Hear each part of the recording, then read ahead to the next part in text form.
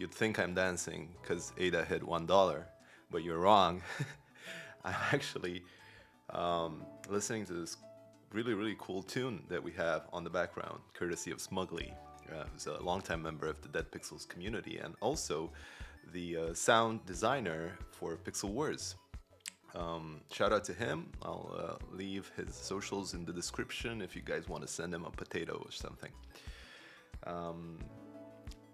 Hi, I am AF, and I'm solo developing Pixel Wars, which is a turn-based PvP tactical brawler, not necessarily that order, where you battle real players for glory and real money prizes. And you're watching Dev Diary. It's a series where I take you through my development journey of Pixel Wars. And we're at Ep.7, which is very funny because 7 is one of my lucky numbers, and because of that, I want to make this Dev Diary very special.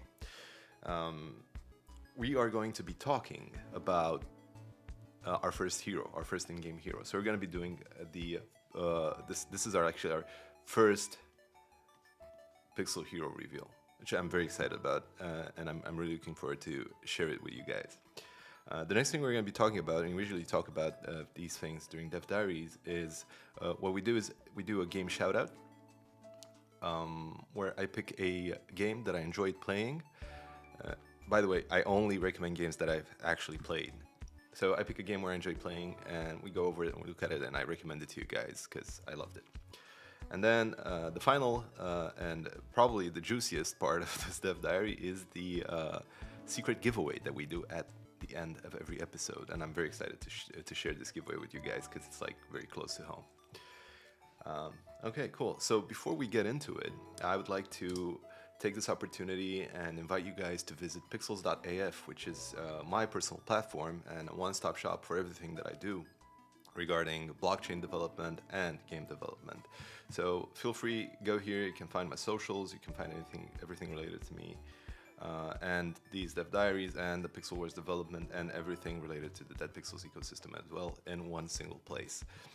Now, since we're talking about Dead Pixels, I cannot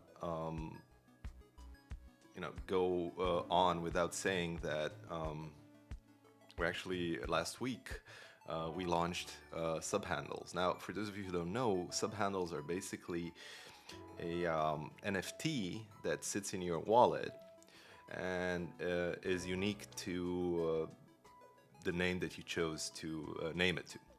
So just go to handle.me/pixels, and you can actually mint your own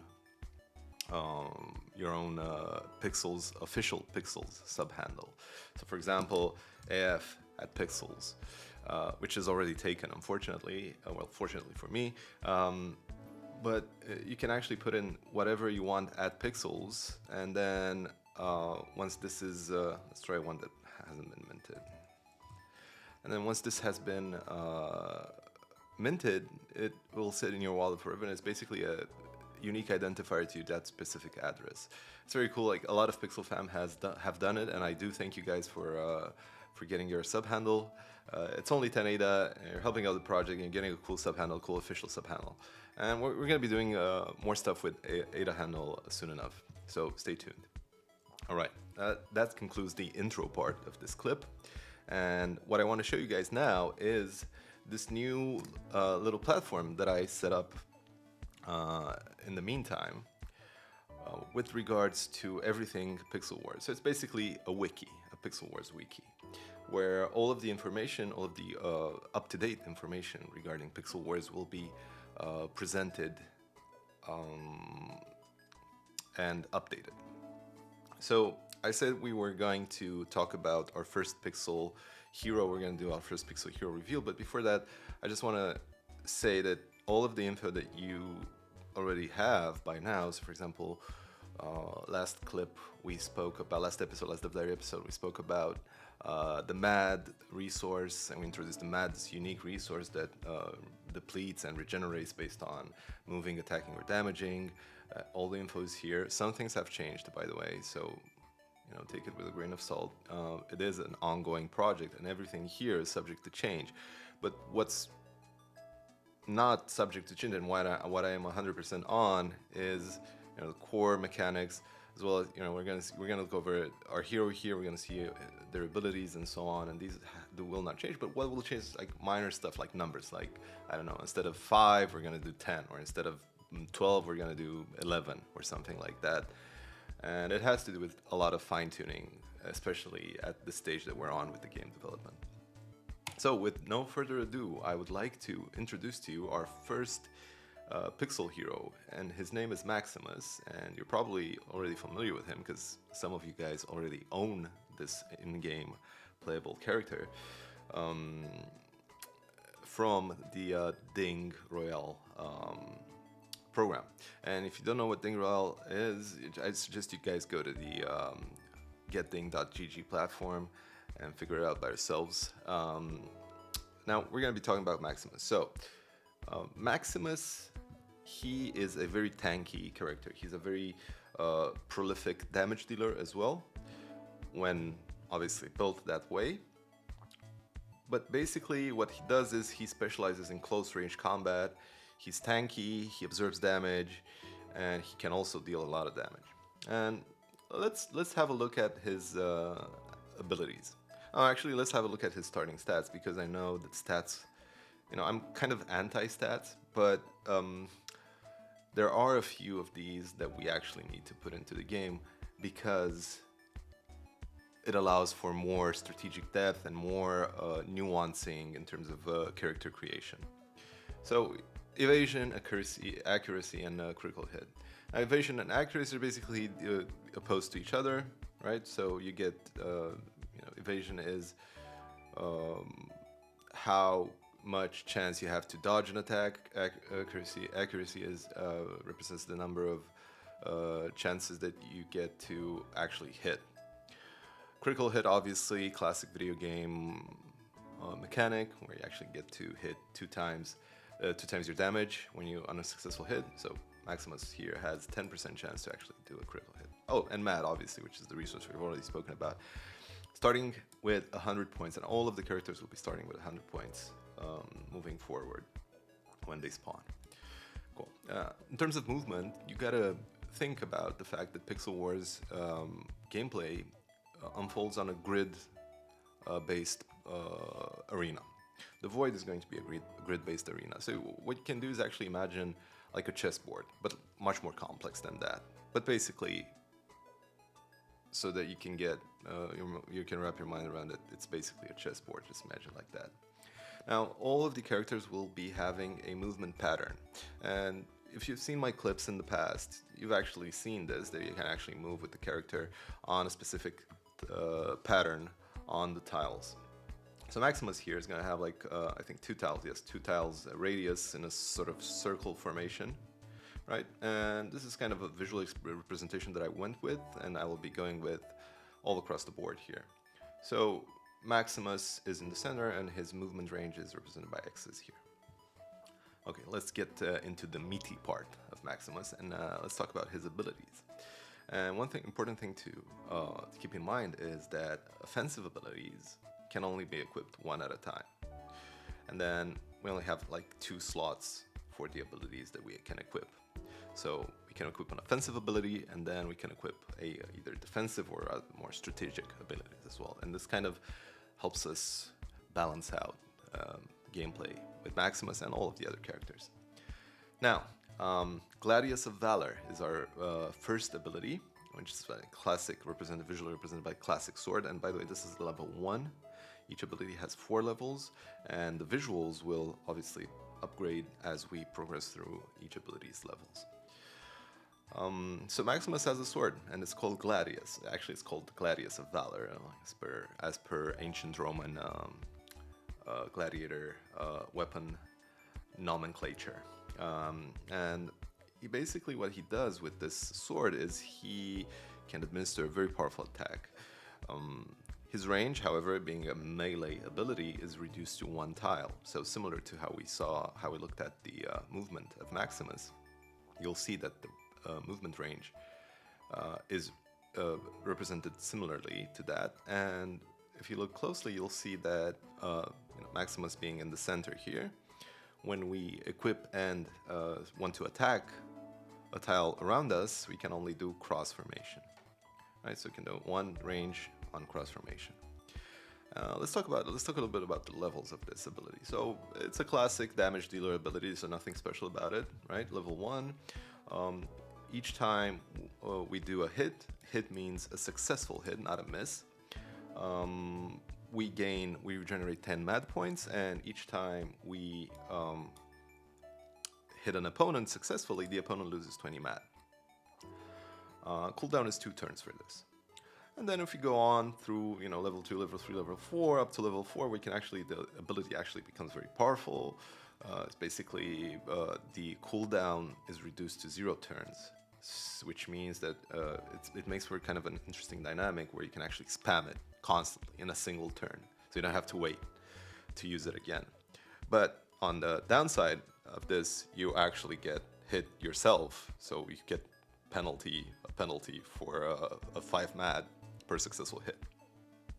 So, thing to keep in mind. Opponent loses 20 mad per hit.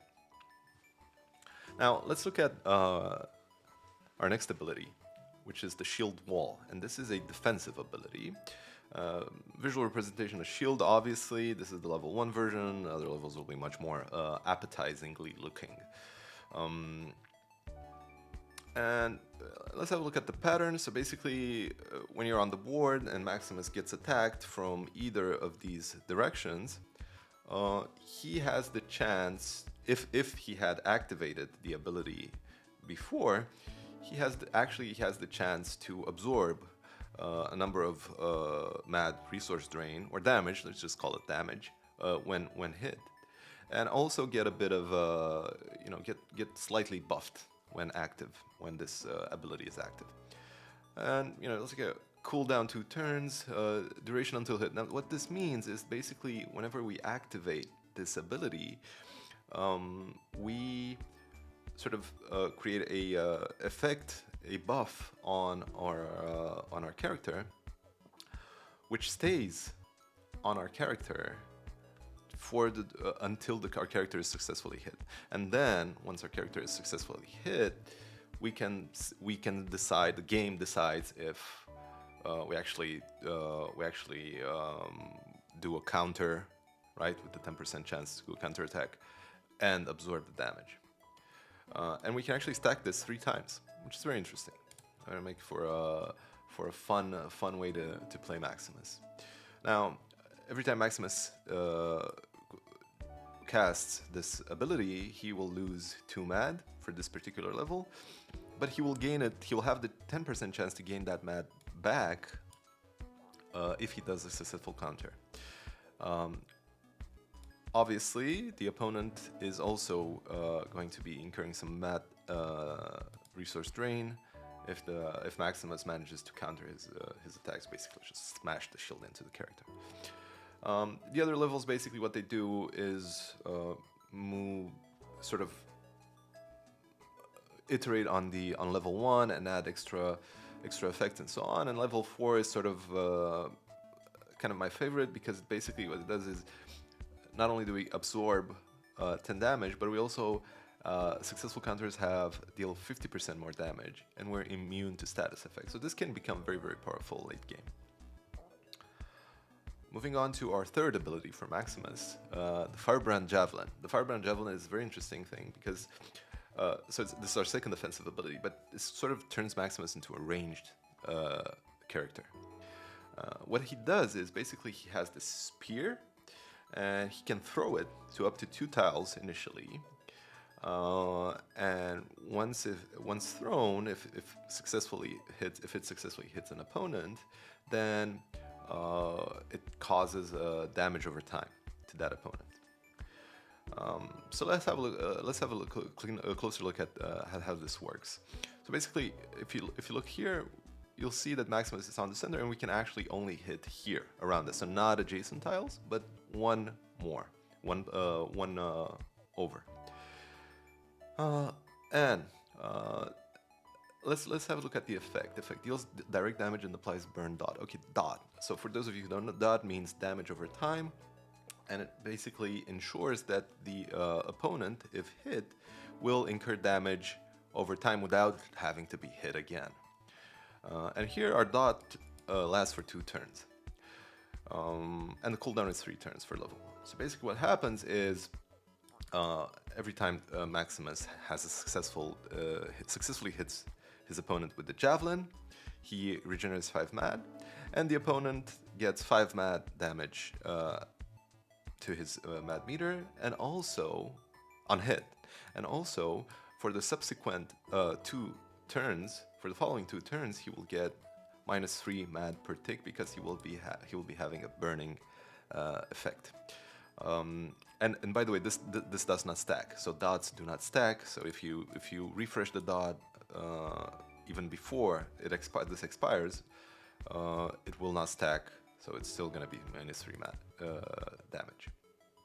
And as we progress through these levels, or basically, we can get to expand Maximus' javelin, firebrand javelin range to 1 more tile.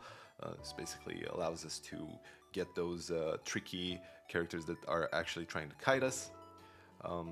Up to level 4, which it has a very interesting effect. At level 4, it basically ignites all the tiles around it. So all of this stays as is. So imagine like you're throwing this javelin here, and this is the javelin on level 4. Where it lands, it will ignite all the surrounding tiles, which will also sort of create an AoE damage if there's any opponent there. So your opponent can't actually run away. Or if you hit him, he tries to run away 1 tile, he'll get -5 mad AoE damage. And obviously all of these sort of mad damage and replenishment actually sort of, they don't change, but anyways, some change as we progress through levels. You'll figure it out by yourselves, I'm sure. Oh, by the way, this is, in order to be able to access this page, it was obviously going to launch it with this dev diary. You can go to wiki.pixelwars.com. I'll go ahead and leave a link in the description as well for you guys to easily find it. All right, moving forward to Legion Banner. This is our final ability for Maximus, and this is the visuals for level 1.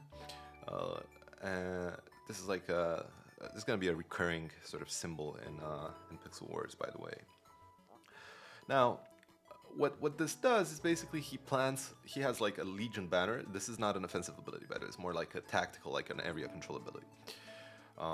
So what he does is he basically plants this banner into the ground, and the banner sort of generates this AoE aura, which debuffs opponents.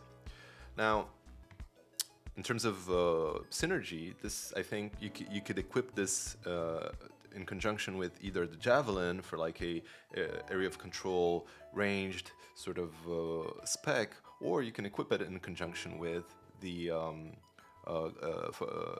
Gladius of Valor, which sort of makes you like this bully on the battleground, because you can plant the Legion banner and then stress your opponent with your Gladius, and then plant it again and stress again. So basically, it's a very powerful ability if used correctly, if used in a smart way. Let's have a look at how it works exactly. Now, first of all, we need to plant the banner. Now, in order to plant the banner, we are able to plant the banner in a cross formation, like we saw earlier. This cross formation around Maximus. So these are the possible points where you can actually plant, possible tiles where you can actually plant the banner. And one thing to note is we cannot plant the banner on an occupied tile. So for example, if there's an opponent sitting on a tile, or I don't know, some obstacle, we cannot plant the banner there. Once the banner has been planted, the AoE kicks into effect and basically creates an aura. By the way, this is B, so this is the place we planted the banner, and it sits on that specific tile, it occupies that tile. And we have like a sort of aura around it, like AoE aura. And let's see what that actually does. So basically, one more thing. Once planted, this is very important, and it kind of it's a very cool dynamic, and it's a very cool mechanic. Once planted, the banner needs to be picked up in order to be used again. So we planted the banner, we go about our business, we move around the map. But if we want to use it again, provided its cooldown has elapsed, we need to go back and pick it up again.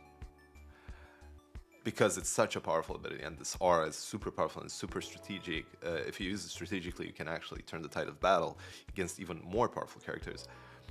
We need to sort of nerf it a little bit, so you need to go and pick it up, pick it back up. Okay, so let's look at the ability. And actually, come to think of it, we may introduce some sort of mechanic where where if the banner is planted, you get an extra tile of movement for Maximus because he's kind of lightweight right now, and he can move faster without the banner, so he can get faster banner. But we'll see.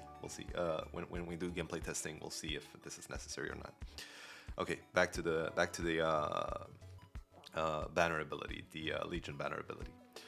Let's look at the levels, and let's look at what exactly this does. So, the effect that the aura of this banner,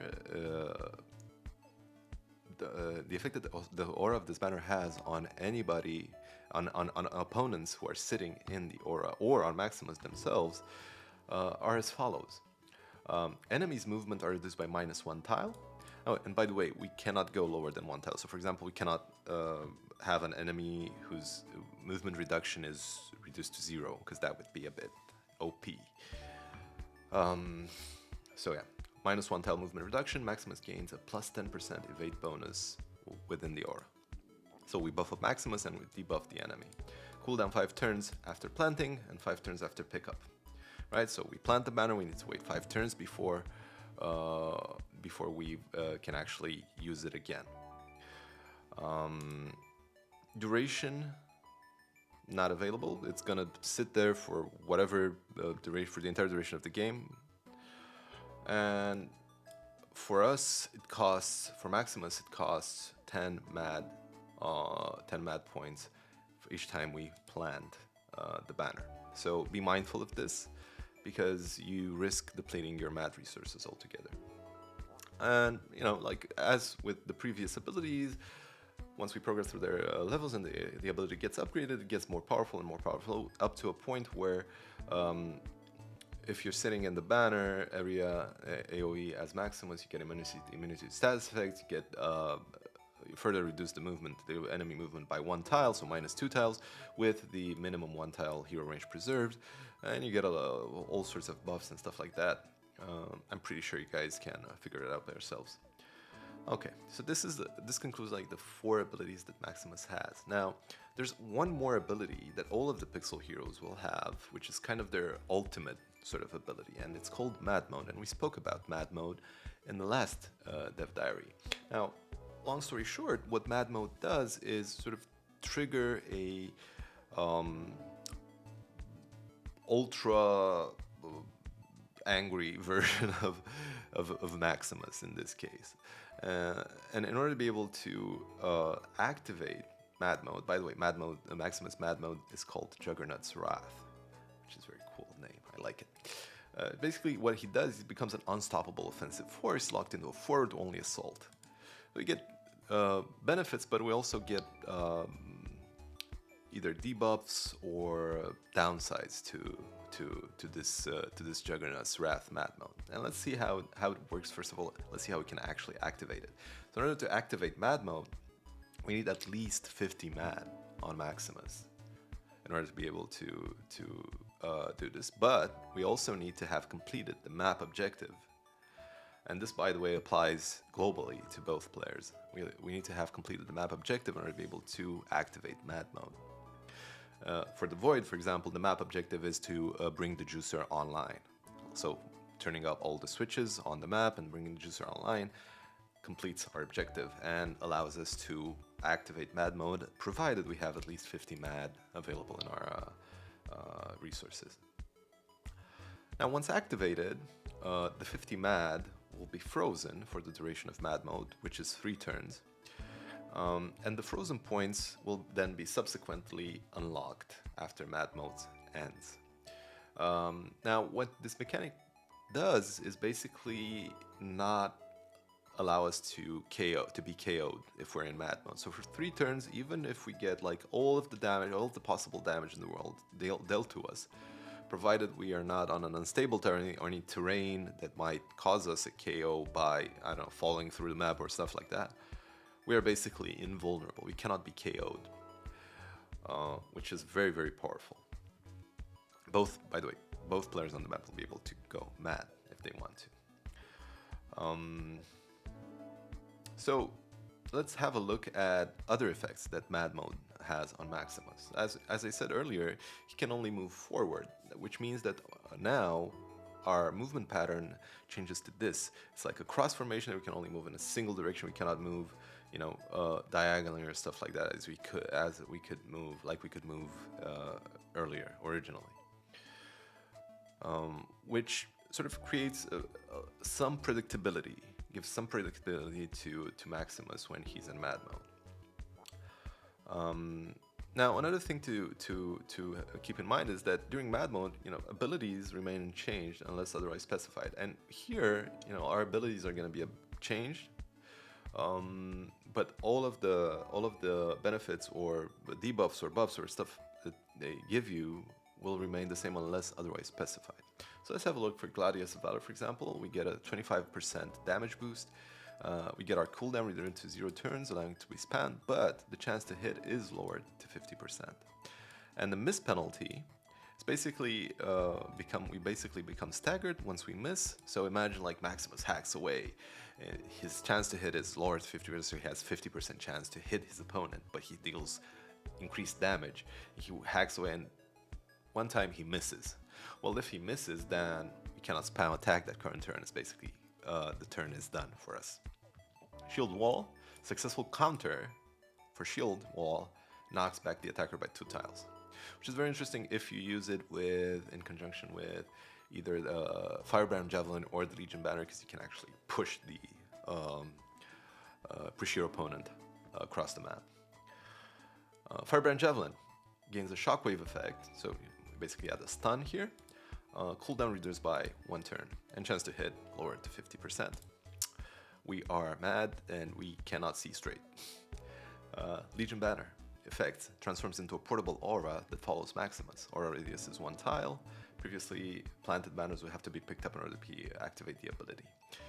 Pattern for the Legion Banner aura. Okay, cool. So basically what this does is allow us to become it gives us an aura that moves around with us, but we need to have had the Legion Banner picked up previously before activating this ability. Now, Mad Mode also has some additional effects, may have some additional effects on certain characters. In Maximus' case, Trap Breaker, what it does is Maximus destroys all traps and absorbs environmental hazard in his movement path.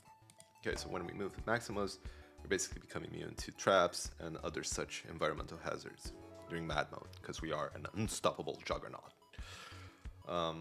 Great. Okay. I also put in some strategic considerations, so you guys can go over them: behavior flow, playstyle synergies, and strategic highlights. I'm not going to be going through all of this. The wiki is available for your consideration.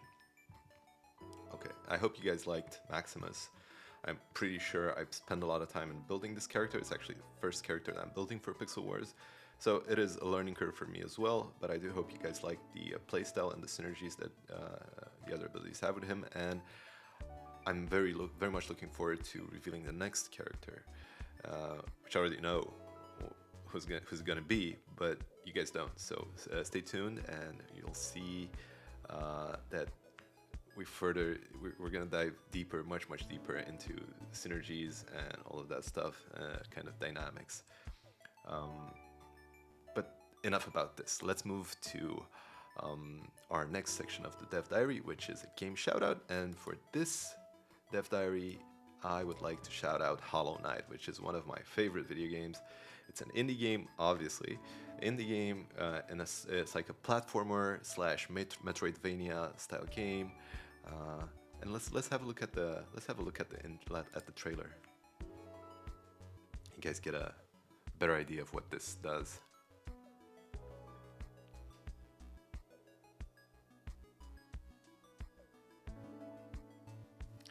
Like the art style is pretty unique. This game won huge amount of awards.